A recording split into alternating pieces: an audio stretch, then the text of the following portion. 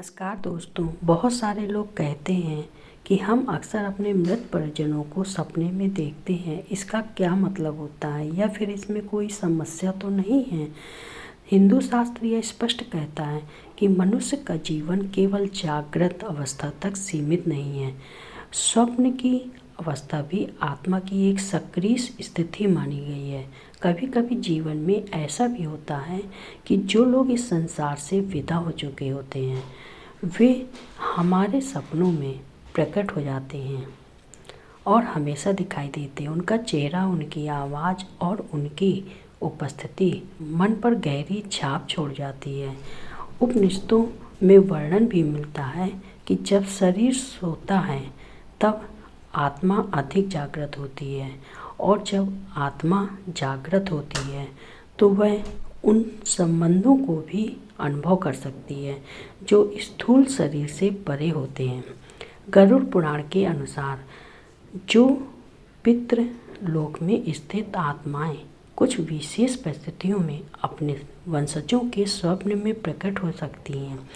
इसके पीछे शास्त्र 3 प्रमुख कारण बताते हैं। यदि सपने में आए परिजन शांत हों, मौन हो या स्नेह भाव से दिखाई दे तो इसे पितृ कृपा और आशीर्वाद का संकेत माना जाता है। गरुड़ पुराण के अनुसार ऐसी आत्माएं कष्ट देने नहीं बल्कि अपने वंशजों की रक्षा और मंगल कामना के लिए स्वप्न में आती हैं। यदि मृत परिजन कुछ कहते हुए दिखाई दे या बार बार सपने में आए तो शास्त्र संकेत देते हैं कि उनसे संबंधित कोई श्राद्ध, तर्पण या स्मरण अपूर्ण रह गया हो सकता है। इसी कारण पितृपक्ष और श्राद्ध को हिंदू धर्म में अत्यंत आवश्यक माना गया है।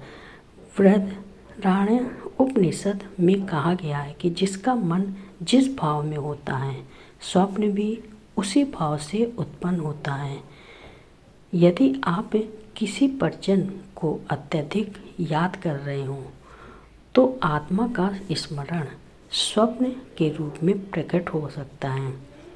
जब किसी परिजन से आत्मिक संबंध अत्यंत गहरा होता है तो वह संबंध मृत्यु के बाद भी स्वप्न के माध्यम से अनुभव किया जा सकता है।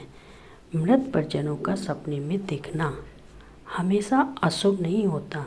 अक्सर यह पितृ स्मरण, आशीर्वाद या आत्मिक संकेत होता है।